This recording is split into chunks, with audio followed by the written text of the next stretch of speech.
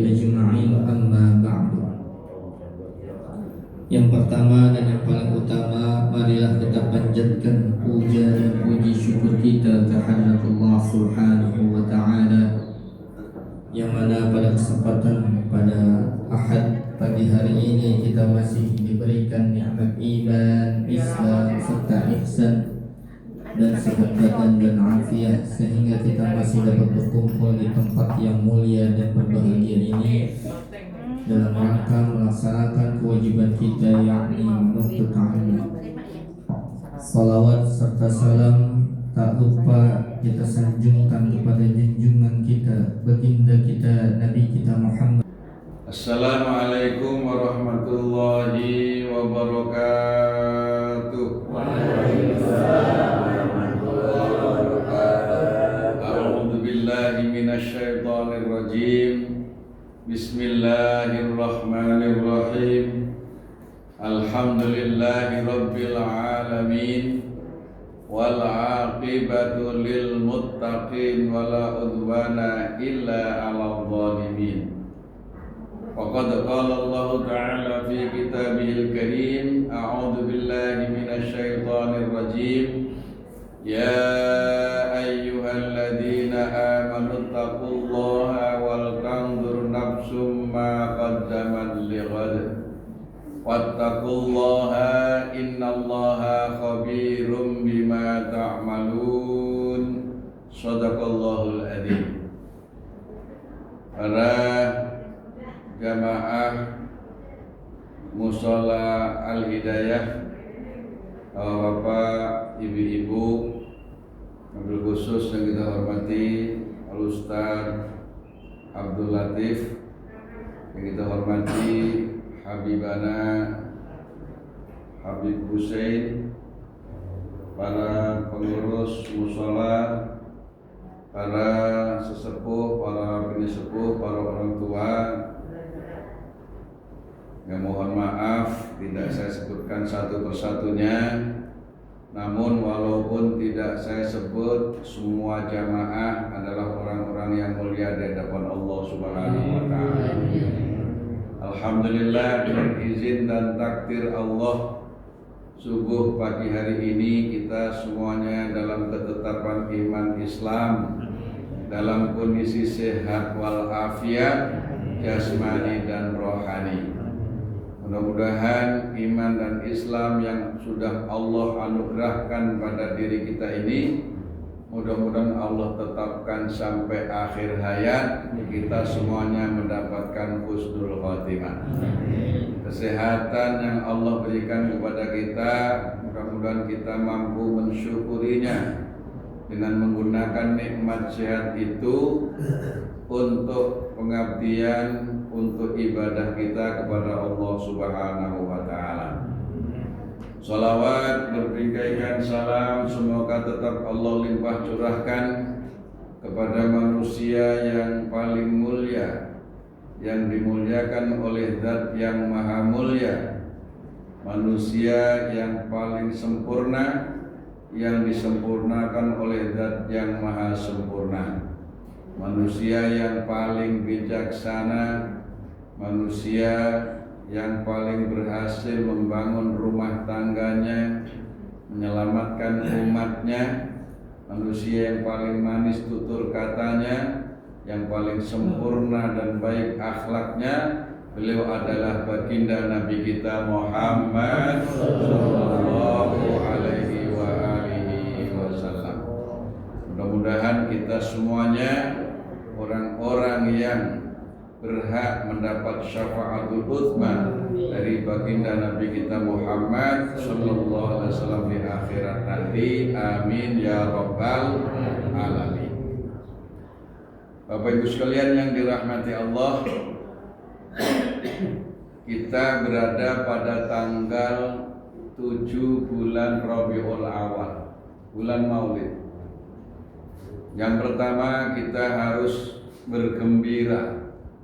Hati kita selalu bersyukur kepada Allah Subhanahu wa taala, bergembira atas lahirnya sang rahmatan lil alamin, yaitu baginda Nabi kita Muhammad sallallahu alaihi wasallam. Untuk itu taklim pada pagi hari ini kita baca, kita awali dengan pembacaan sholawat. Mudah-mudahan kita mendapat keberkahan dan seluruh amal-amal kita dengan sholawat itu, mudah-mudahan seluruh amal kita diterima Allah Subhanahu wa taala. Memang syarat diterimanya amal itu karena ada sholawat kepada Rasulullah. Ya Rabbi salli ala Muhammad, ya Rabbi salli alaihi wa sallim. Ya Rabbi salli ala Muhammad, ya Rabbi salli alaihi wa sallim. Ya Rabbi salli ala Muhammad, ya Rabbi ballighul wasilah.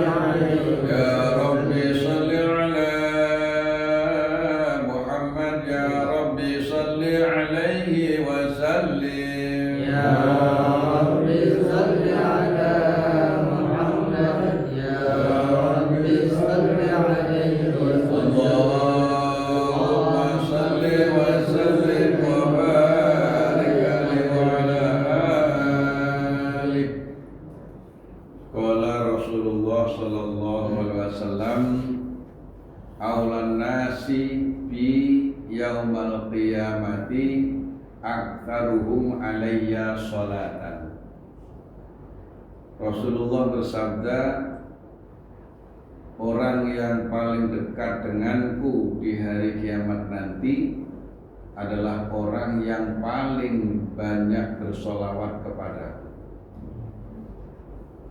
Antara bumi dan langit hijabun, ada hijab, dan doa itu tidak akan menembus hijab tersebut kecuali doa itu, amal itu dibacakan sholawat kepada Rasulullah. Jadi syarat diterimanya doa-doa kita, amal-amal kita itu karena ada sholawat kepada baginda Nabi kita Muhammad Sallallahu Alaihi Wasallam. Untuk itu kita membiasakan setiap kita melakukan amal soleh, apapun amal solehnya, sertakan di situ sholawat kepada Rasulullah supaya amal kita itu naik, diterima oleh Allah Subhanahu wa Ta'ala. Apalagi kita sekarang ada di bulan Maulid. Ya. La tatakhidu buyutakum kuburan wa sallu alayya aina ma kuntum fa inna sholatakum tu'radu ilayya aina ma kuntum. Jangan kau jadikan rumahmu seperti kuburan, maka bersolawatlah kalian kepadaku, kata Nabi. Karena di mana saja kau berada, karena solawatmu itu dihaturkan kepadaku dimanapun kalian itu berada. Rasulullah diberikan anugerah oleh Allah bisa melihat keadaan umat dimanapun umat itu berada. Kemudian kapan saja, di mana saja umat itu bersolawat kepada Nabi, maka Nabi mengetahuinya dan Nabi membalasnya. Bahkan ketika kita bersolawat kepada Rasulullah, itu di kubur Rasulullah itu Allah ciptakan malaikat yang khusus untuk menjangkau seluruh umat yang ada di dunia ini. Kemudian ketika kita bersolawat kepada Nabi, oleh malaikat itu dihaturkan kepada Nabi plus nama orang tua kita. Dan disebut Fulan bin Fulan. Ya Rasul, Fulan bin Fulan bersolawat kepadamu. Jadi kalau kita itu ingin dikata sebagai orang-orang anak-anak yang birrul walidain, seringlah baca sholawat. Karena ketika kita baca sholawat, nama kita itu disebut, terus nama orang tua kita itu disebut di hadapan Rasulullah. Gitu. Ya. Jadi harus kita perbanyak baca sholawat. Kita selama ini, saya tanya, selama ini Bapak Ibu sholawatnya sehari berapa? Yang sudah berapa kali? 100. Hah? 100. Kurang apa enggak 100? Kurang. Boleh, tapi kurang. Kenapa? Karena kata Nabi, man shalla alayya sholatan wahidatan sallallahu alaihi asyram. Tuh, kita baca sholawat 1 kali, Allah balas 10 kali.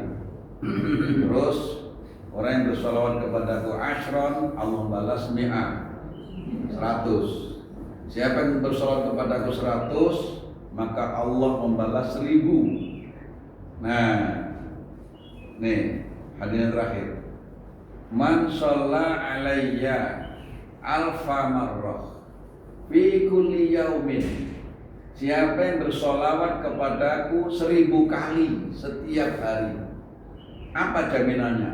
Lam yamut hatta yaro maq'adahu minal jannah. Hadis sahih.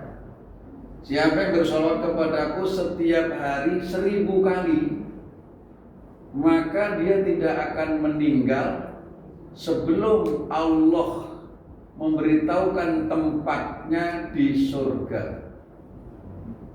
Jaminan. Berapa kali? 1000 kali. Nah, 1000 kali jangan dianggap banyak banget, jangan. Jangan duit aja kita maunya banyak. Kalau duit maunya banyak, giliran selawat 1000 aja loh banyak banget. Jangan, itu menunjukkan berarti kita itu kurang respon terhadap kesenangan kita, mahabbah kita kepada Rasulullah. 1000 kurang. Ya. Kalau bisa lebih daripada 1000. Kalau mau hitung-hitungan minimal 1000.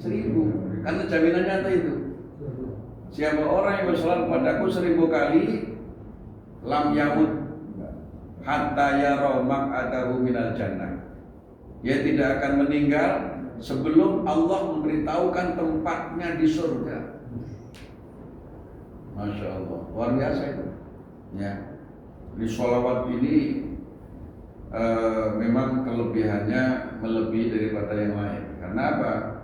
Ketika kita bersolawat, kita ingatnya langsung dua, yaitu ingat Allah dan ingat kepada Rasulullah. Karena setiap sholawat mesti Allahumma. Allah berarti ingat Allah.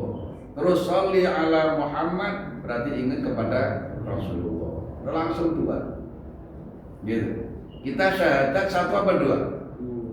Dua. Asyhadu an la ilaha illallah. Harus digenepi dengan wa asyhadu anna Muhammadar Rasulullah.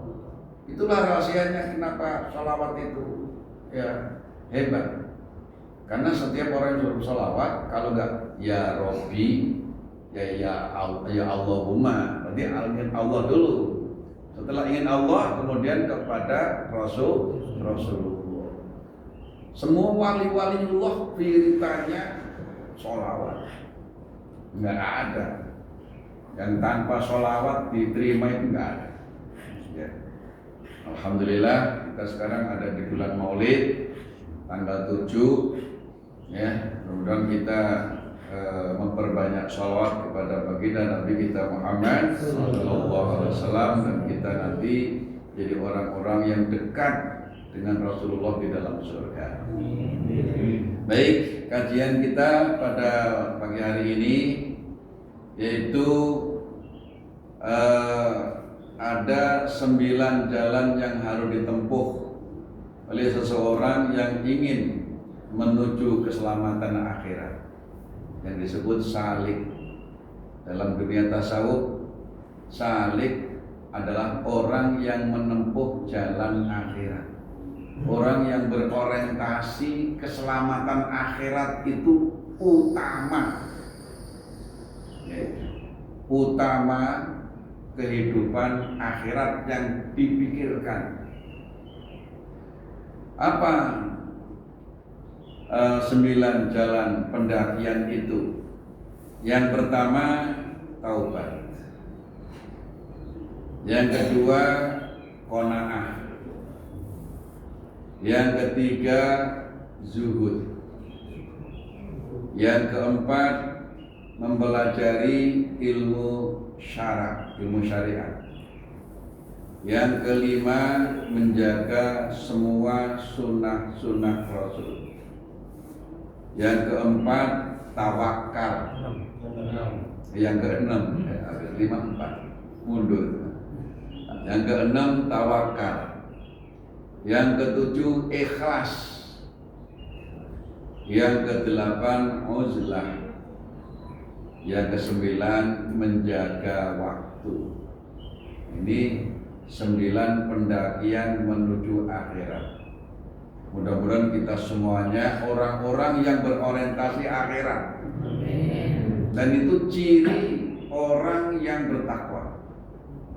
Orang bertakwa itu orientasinya kehidupan akhirat. Dunia sebagai bekal. Jadi dunia itu sebagai bekal. Ad-dunya mazra'atul akhirah. Dunia itu harus dijadikan ladang, mazra'ah, ladang menuju akhirat. Kita bukan berhenti di dunia. Kita jangan berorientasi hanya keinginan bahagia di dunia. Salah. Karena dunia ini pasti ditinggal.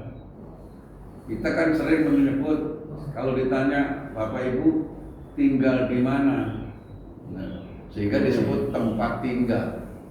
Padahal yang paling tepat bukannya tempat tinggal dunia ini, tapi tempat yang pasti ditinggal. Jadi dunia itu tempat yang pasti ditinggal, nggak ada yang kekal di dunia. Sehingga orientasi orang mukmin itu adalah akhirat. Kita harus menerawang hidup ini, harus menerawang bagaimana kira-kira kalau saya nanti sakaratul maut. Menerawangnya pertama sih, mengupayakan bagaimana nanti supaya bisa sakaratul maut itu husnul khotimah. Mengupayakan itu dulu, ya, memperbanyak kalimat zikir, kalimat la ilaha illallah. Karena hadis Nabi, mangkana akhiru kalamihi la ilaha illallah dakhalal jannah. Titiknya di situ. Kemudian menerawang bagaimana nanti kira-kira nasib saya di alam kubur. Menerawangnya ke sana. Kemudian bagaimana nanti ketika saya dibangkitkan dari alam kubur di padang mahsyar. Bagaimana nanti kalau amal saya ditimbang. Bagaimana nanti kalau saya dihisab. Bagaimana nanti kalau saya melewati as-sirat. Bagaimana akhir daripada perjalanan saya nanti surga atau neraka. Menerawangnya adalah kehidupan akhirat. Kalau orang itu hidupnya menerawangnya akhirat, itu pasti orang baik.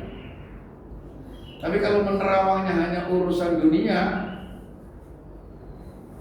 ya dunia sekarang aja pada ribut. Mudah-mudahan kita doakan tadi sudah diantar oleh Ustaz, doakan supaya negara kita ini supaya baik-baik saja. Karena sekarang kerusuhan lagi di mana-mana, ya. Nah, sasarannya adalah DPR, wakil rakyat, di mana-mana dibakar-bakari. Itu berita di TV. Kampung saya termasuk di Kediri, kantor DPRD, kantor Pemkab udah dihangus semua. Di Kalongan hangus, di Bandung juga lagi ini. Kemudian di Makassar kerugiannya sudah 230 miliar. Dibakar-bakarin semua. Termasuk di Jakarta udah berapa tempat halte yang tempat itu udah 7 tempat udah dibakar-bakarin semua. Ya, jadi ini sudah mengarah kepada anarkis. Mudah-mudahan selamat, aman. Amin ya rabbal alamin. Jadi yang pertama adalah taubat. Taubat ini pendakian pertama dan harus dilalui. Seseorang tidak akan bisa naik ke jenjang berikutnya kalau belum tobat. Karena apa? Karena dosa-dosa ini akan mengganjal. Dosa-dosa itu akan menghalangi, menjadi hijab. Maka bagi seorang yang menginginkan selamat akhirat, pertama-tama harus bertobat. Insya Allah. Nabi mengajarkan untuk beristighfar sehari semalam minimal 70 sampai 100 kali. Padahal Nabi punya dosa apa enggak? Enggak. Nabi udah dijamin, iya kan? Inna fatahna laka fatham mubina liyaghfira lakallahu ma taqaddama min dzambika wa ma ta'akhkhar. Yang taqaddama, yang ta'akhkhar, yang sesudah, sebelum, semua udah diampuni, udah enggak ada dosa bagi Rasulullah. Tapi Rasulullah memberikan contoh untuk kita. Ya, Rasulullah beristighfar tidak kurang dari 70 sampai 100 kali. Padahal dosanya sudah terjamin. Nabi maksum, Nabi dijaga oleh Allah, enggak melakukan dosa, enggak punya dosa, tapi istighfarnya banyak. Kalau kita, insya Allah kebalikannya. Dosanya banyak, istighfarnya. Di minimal di malam hari itu kita ketika tahajud itu istighfar 100 kali, kemudian sholawat 100 kali, lalu baru zikir kalimat tauhid yang banyak. Ya. Jadi pertama adalah taubat dari dosa kecil. Pertama dari dosa besar, disisir. Pernah enggak melakukan dosa besar atau sampai hari ini masih melakukan, sisir semuanya. Kemudian dosa kecil. Kemudian dari hal-hal yang makruh. Kemudian dari hal-hal yang tidak berguna. Terus dari kelalaian. Masih banyak harus kita tobati. Jangan merasa aman kita nggak punya dosa, gitu. Karena potensi berbuat dosa itu iman kita setiap saat. Anggota badan kita masing-masing nyumbang. Ada dosa tangan, ada dosa kaki, ada dosa penglihatan, ada dosa pendengaran, ada dosa pikiran, ngeres mulut, dan seterusnya. Ada dosa hati, lalai mengingat Allah, itu juga bagian yang ditobati. Lalai mengingat Allah juga harus ditobati. Berarti nggak ada berhenti-berhentinya tobat ini. Ini memang harus, itu adalah langkah awal. Ya. Jadi pendakian pertama itu adalah taubat. Yang kedua qanaah. Nah, ini akan kita bahas lebih panjang. Qanaah. Ya. Baca bareng-bareng. Bismillahirrahmanirrahim. Bismillahirrahmanirrahim. Al-qanaatu hiya ar-ridha bil yasiri minal atoi. Al-qanaatu ar-ridha bima kusima. Qala ba'duhum al-abdu hurrun in qana'a. Al-hurru abdun in sa'ala. Qana'a yaitu senang dengan pemberian yang sedikit. Itu namanya qana'a. Diberi sedikit, senang. Rezekinya sedikit, hatinya senang. Gak punya duit, hatinya senang. Begitu apa enggak? Berarti belum qanaah. Yang banyak gak punya duit sedih. Begitu punya duit baru hatinya berbunga-bunga. Berarti senang dan tidaknya hanya karena harta, bukan karena Allah. Kalau qanaah itu senangnya karena Allah. Karena mau banyak, mau dikit, mau sehat, mau sakit, pemberian siapa? Allah. Orang yang qanaah itu dengan hatinya itu sudah ke Allah. Sehingga apapun yang diberikan oleh Allah diterima dengan senang hati. Itulah qanaah. Jadi qanaah ini sambungannya kepada keimanan yang kokoh. Tidak hanya sekedar dia nerima, sabar, tapi dia tidak disambungkan ke Allah, bukan. Karena qanaah ini adalah hati yang benar-benar sudah ridho kepada apa yang diberikan oleh Allah kepadanya. Itu namanya qanaah. Kalau ridho, kalau senang dengan yang banyak, nah itu mah banyak temennya. Maunya kita, ya kan? Nah ini senang dengan yang sedikit. Nah itu nyarinya susah itu. Mana orangnya yang walaupun dikasih sedikit nggak pernah ngeluh, gitu, ya kan? Nah, ya. Terus al-qanaatu aridho bima kusima. Qanaah itu ridho dengan apa yang dibagikan kepadanya. Kalau orang Jawa ngomongnya nerimo ing pandum. Ada orang Jawa di sini?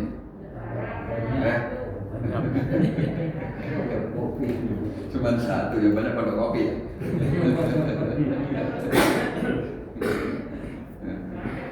Iya. Jadi nerimo ing pandu. Apa artinya?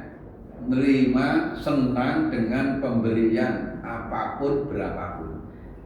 Itu namanya qanaah. Jadi hidupnya nggak pernah ngeluh. Iya, gitu. Sehingga orang qanaah itu nggak pernah sedih. Dia selalu tersenyum. Dan tersenyumnya benar-benar dari hati. Tidak pura-pura tersenyum. Gitu. Tanggal muda senyum. Tanggal tua senyum. Jangan dikurangi senyumnya. Orang gajinya sudah 7 koma. Baru tanggal 7 sudah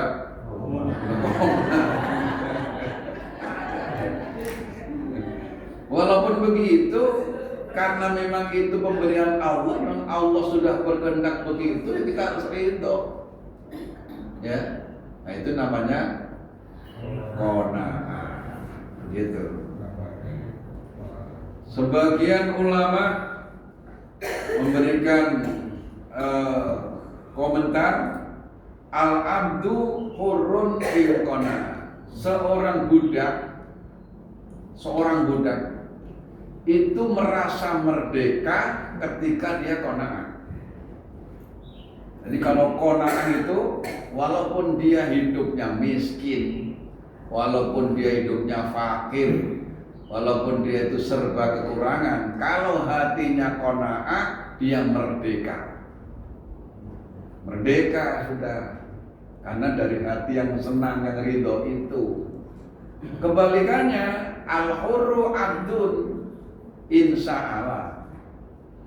Orang yang merdeka, orang yang serba punya, orang yang sudah urusan dunianya kecukupan, itu bisa menjadi hamba, terkungkung, menjadi merasa kecil, merasa sesek kalau dia itu selalu tamak, selalu meminta, karena nggak ada puas-puasnya, gitu.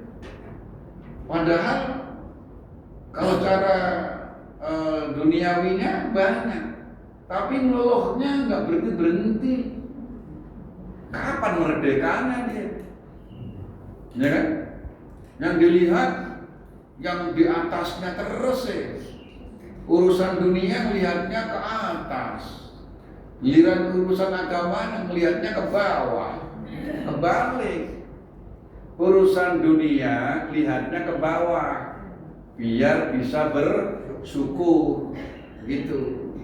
Kalau kita punya mobil, ya, punya mobil itu hanya sekedar Avanza, jangan lihat yang punya mobil Alphard, Pajero, dan seterusnya. Kalau melihatnya ke atas terus, kita punya mobil itu, jadi kita nggak ada syukurnya. Kita punya mobil, lihatnya yang baru punya motor. Sudah punya motor, lihatnya yang punya sepeda ontel. Punya sepeda ontel, lihatnya yang kemana-mana sepedanya nggak punya, jalan kaki mulu. Yang jalan kaki, melihatnya orang yang nggak bisa jalan. Orang yang nggak bisa jalan, lihatnya orang yang selalu berbaring, yang bangun aja nggak bisa. Orang yang sudah nggak bisa bangun di rumah sakit karena udah sakit parah, dia tetap bersyukur karena sakit itu adalah pemberian Allah, pasti Allah mengangkat derajatnya. Ngeluhnya di mana?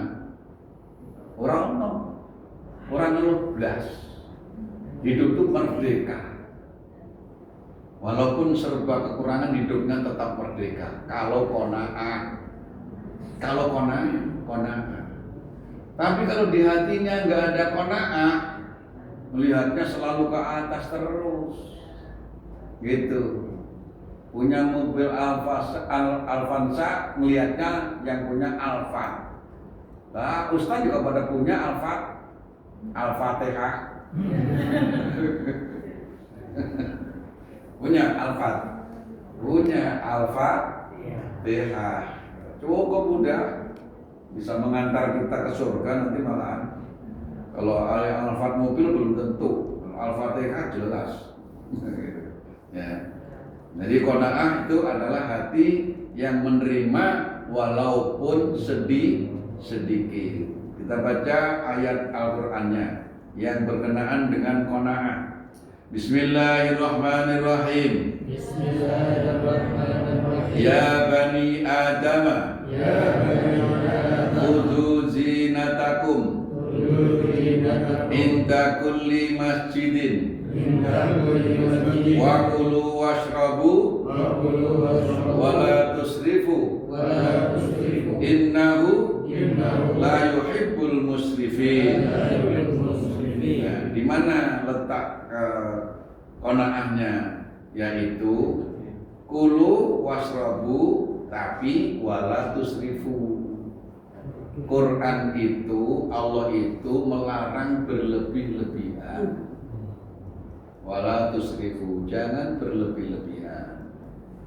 Makan silahkan makan, minum silahkan minum, tapi secukupnya wae. Jangan berlebih-lebihan. Pasti sehat. Ngikutin Quran pasti sehat. Pasti tenang. Ya toh? Makan kalau ngikutin resep Rasulullah nggak pernah makan sebelum lapar. Terus ketika makan sebelum kenyang sudah berhenti. Konsep itu simple, tapi kita ngikutinya susah. Kita mah banyak kebalikannya. Kalau kita belum lapar sudah makan, sudah kenyang masih, padahal sudah kenyang, tapi masih nyemil. Lihat ini nyomot, lihat itu nyomot, pengen habisnya, gitu kan? Padahal perut ini sudah kenyang. Gitu. Jadi kalau Rasulullah sedikit makan, kalau kita dikit-dikit makan dan makan mulu. Maka Masya Allah, ini kalau di jalan ini 100.000 ini satu garis bawain 100.000 sehat, tenang gitu. Makanan yang mahal itu makanan sehat apa makanan yang sering bikin penyakit? Bikin penyakit yang mahal. Justru yang bikin sehat makanan yang murah. Singkong, ya toh? Sehat, ya kan? Ubi sehat, ganyong sehat, ya kan? Ya, talos. Makanan yang langsung asli, langsung dari bumi, direbus, ya, dikukus, itu enggak kecampuran macam-macam, itu sehat, kenyangnya sama, gizinya banyak, ya kan? Enggak bikin kolesterol, harganya murah. Ternyata sehat itu malah murah. Tapi orang nggak puas dengan itu, maunya makanan-makanan yang mahal. Langsung lihat HP, langsung pesen dah, ya, Gojek, datang tuh makanan semua yang berlemak, mahal harganya.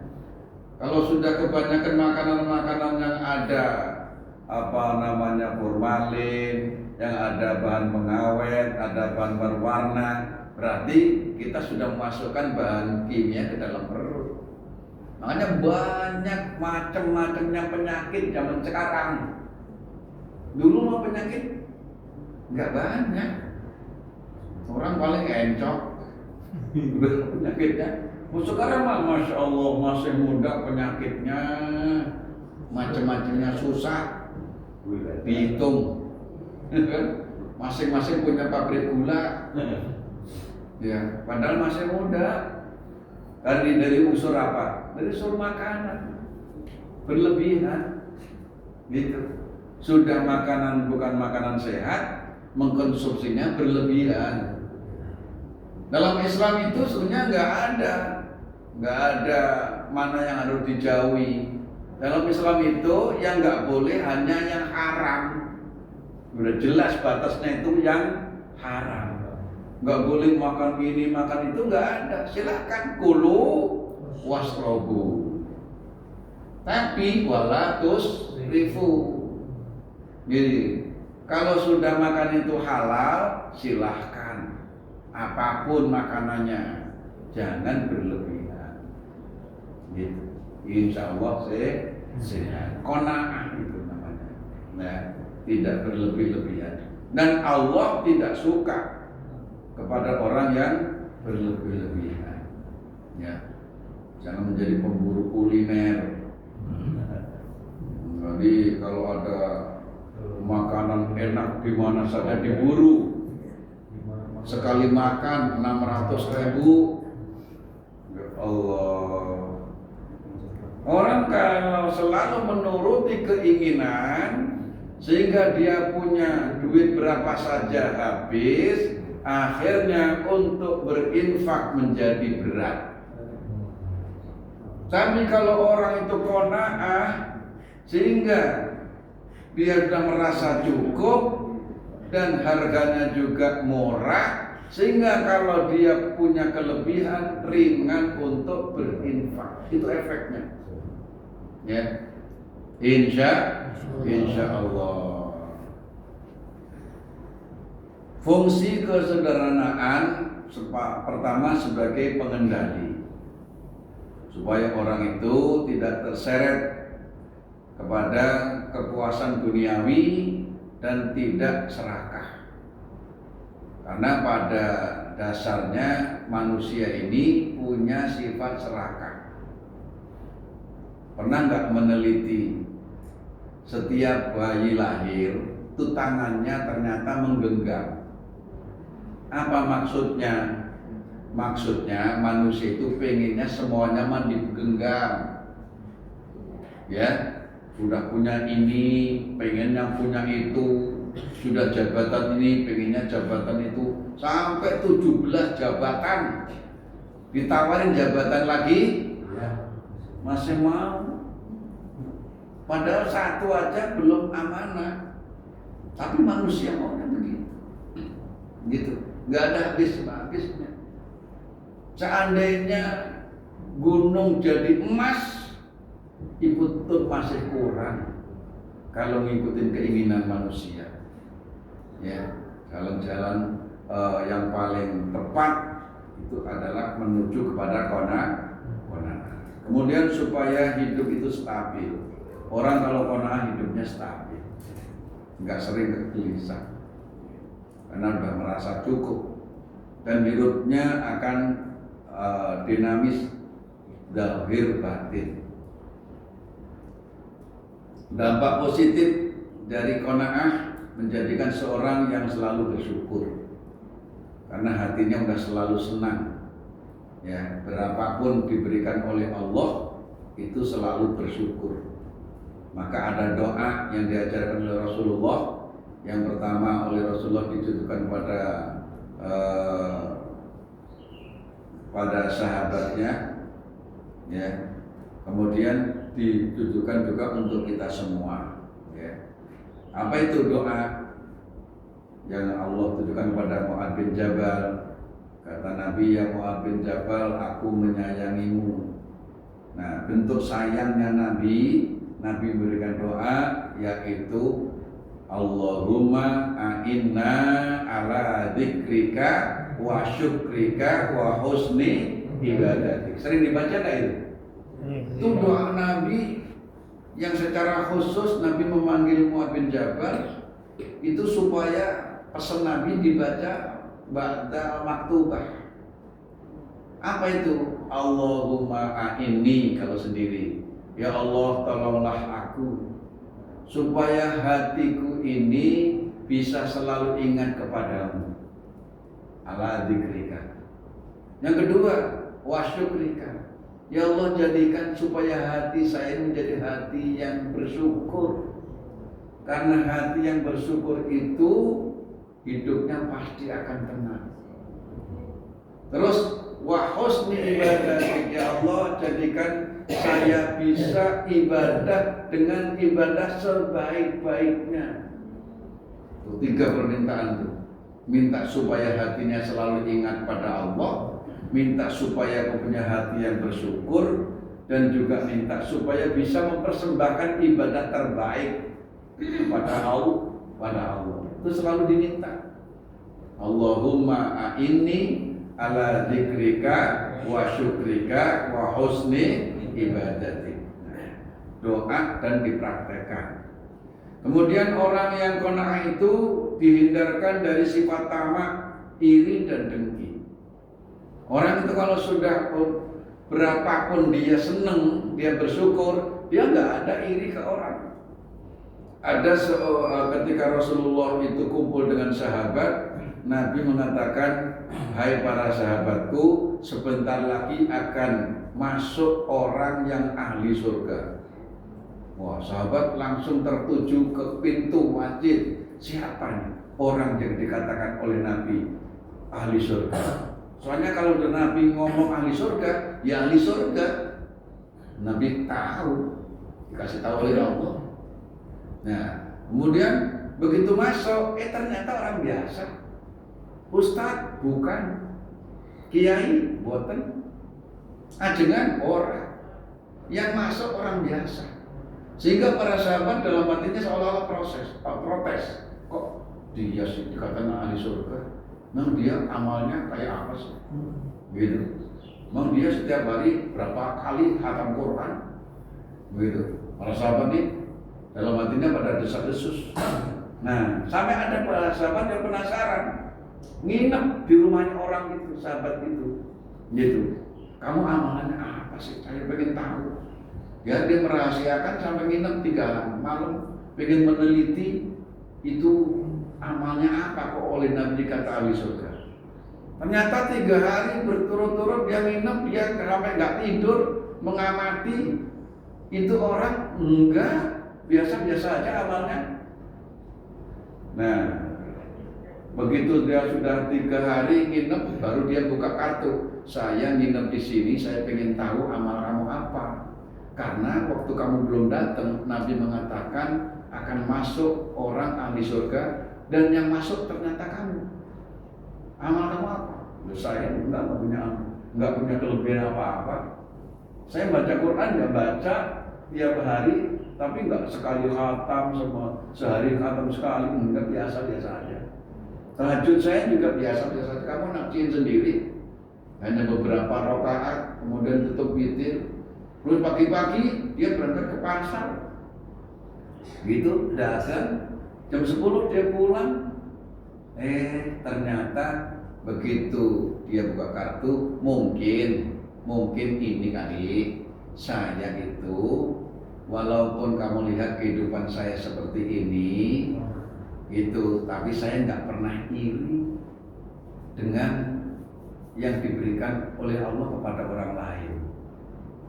Saya senang, saya setiap hari dapat hasil cuma 50.000, gitu, hanya untuk makan, tapi saya menerima dengan senang hati pemberian Allah yang luar biasa. Saya bersyukur kepada Allah. Ternyata itu yang mengantarkan dia ke surga, yaitu punya hati qanaah, punya hati yang syukur, tidak dilaksanakan. Makanya bayi lahir tangannya ditutup. Tapi perhatikan, semua orang meninggal tangannya lepas. Gak ada meninggal tangannya gegem begini, gak ada. Kalau udah meninggal tangannya gegem begini, yang mandiin takut dijotos. Gak ada, semua lepas. Apa maksudnya? Semua harta gak ada yang dibawa, semua dilepas. Bahkan dalam fikih aturan, ya, kalau misalnya ada jenazah lupa dia pakai cincin emas, perempuan berarti, terus lupa belum diambil, keburu dikubur, wajib digali. Hukumnya wajib digali. Nggak boleh kecuali hanya 3 lembar kain kafan. Doi lingo yen urip ana ngalam donya iku ora suwe, ibarate wong mampir ngombe.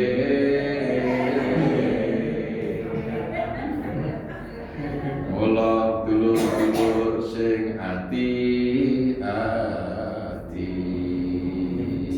tak. Ya kan? Hidup di dunia ini gak lama. Bersyukurlah dengan pemberian Allah seadanya. Yang kita pikirkan, yang kita terawang kebahagiaan akhirat. Dan itu ciri orang bertakwa, itu orientasinya akhirat.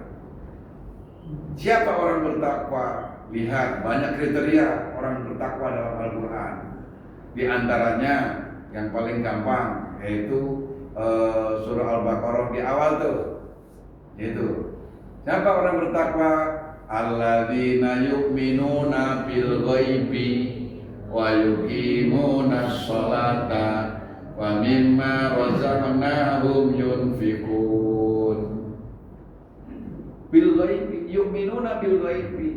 Yang gaib, apa yang gaib? Yang paling gaib Allah.